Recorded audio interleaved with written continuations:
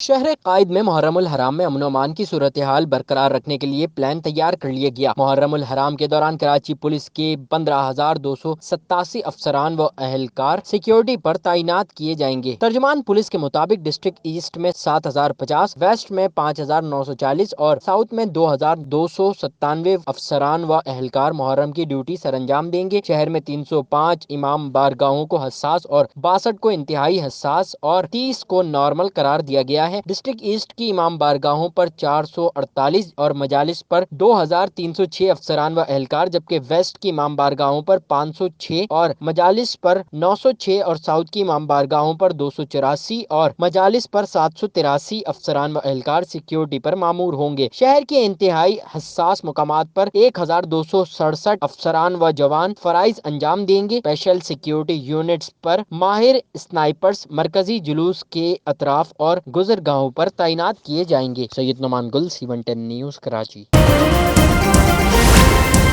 C110 news, خبر کی اصل خبر۔